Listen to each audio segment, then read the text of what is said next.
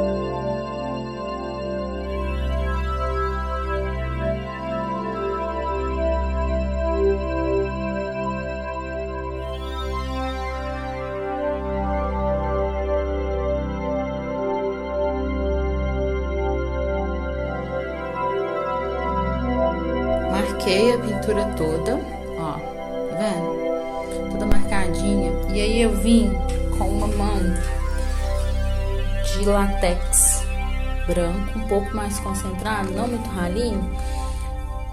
E dei uma mão aqui onde vai ser a pele e tal, porque eu quero fazer um efeito mais aquarelado e vai brincar um pouco com o branco. Então, provavelmente eu vou dar 2 mãos de branco aqui nesse tom de pele, porque eu não devia ter marcado com esse cinza. Depois que eu pensei, eu devia ter marcado com o amarelinho mais claro. Então eu vou ter um trabalho para poder pintar, dar uma suavizada nessa marcação. E o fundo eu vou fazer com o amarelo clarinho também, para dar uma velada nesses tons e para trazer essa coisa para frente.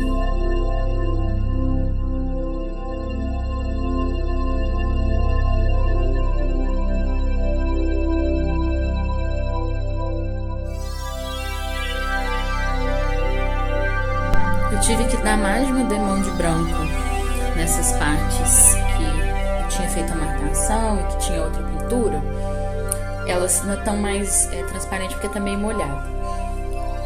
O ideal é sempre fazer o fundo primeiro, o recorte.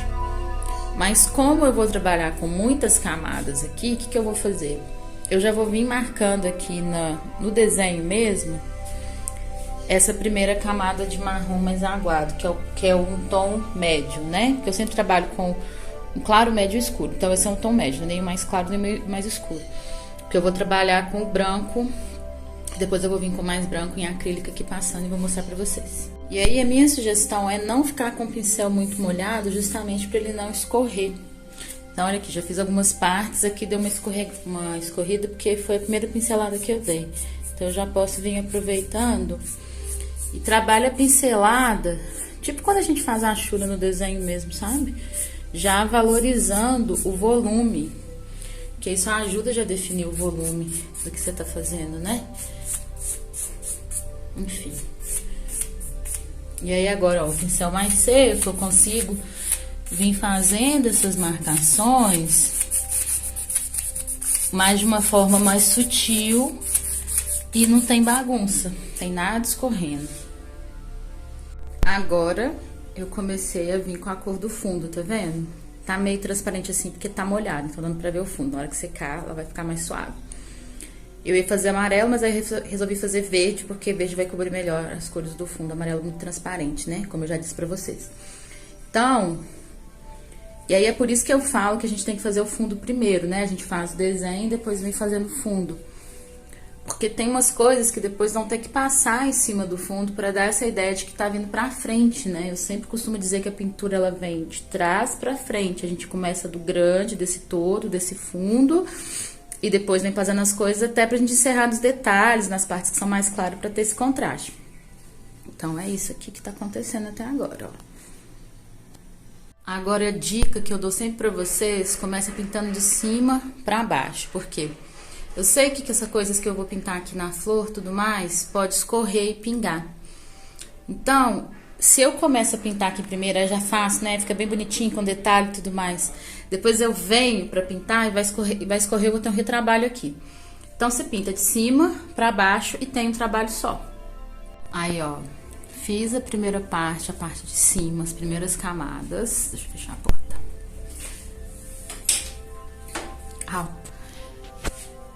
Ó, eu vim com um tom de base mais claro, médio, né? Assim, um laranja. Depois vim colocando um pouco de vermelho e depois vim com o branco marcando os pontos de luz. Eu devo vir ainda com um tom mais escuro, só dando uma desgrudada das pétalas, mas é basicamente isso.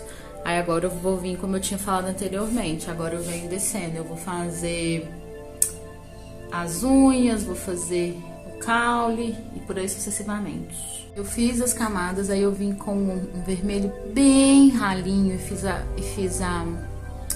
esses contornos que eu não queria que ficasse muito pesado. E aí, ó, é a tinta com água mesmo, bem ralinha.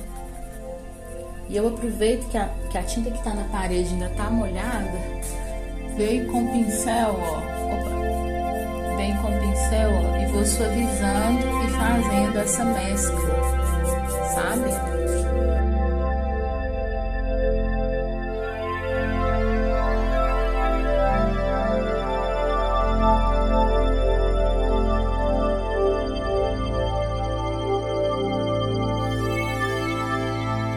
Aí, quando eu falo com você, a importância de você ter tinta sobrando para poder fazer correção. Aqui escorreu, eu já dei uma mão.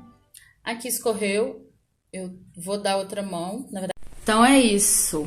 A gente precisa de ter essa tinta de fundo para poder vir fazendo essas correções que acontece mesmo, né? Ainda mais que eu tô trabalhando com ela bem aguadinha, tá vendo? Agora eu vim com uma roxa aqui, que sobrou um pouquinho da unha. E vim escurecendo ali com o valor tonal do preto, mas sem usar o preto, tá vendo? Tá rolando.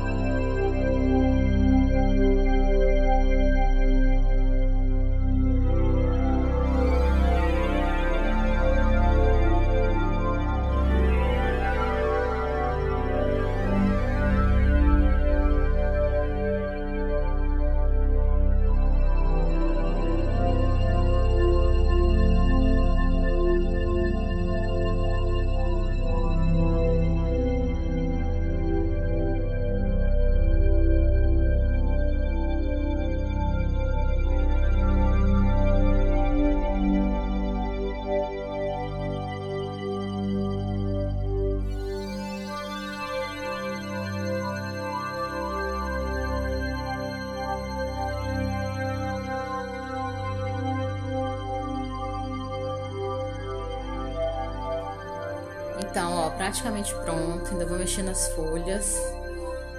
E aí, tá vendo? A bom da tinta aguada é justamente isso, que dá pra fazer nesses volumes, trabalha nas manchas e que tem muito a ver com aquarela. Tem só que tomar cuidado, porque, por exemplo, aqui a tinta não tava muito seca, eu vim dar uma pincelada e acabei arrancando. Então, tem que esperar que secar bem pra depois eu vir dar outra camada aqui em cima. E tá aí, pronto. Eu vou esperar que eu tenho que fazer, acertar, tá vendo? Esses pedacinhos brancos que estão aqui em cima, mas depois eu vou fazer. Mas é isso.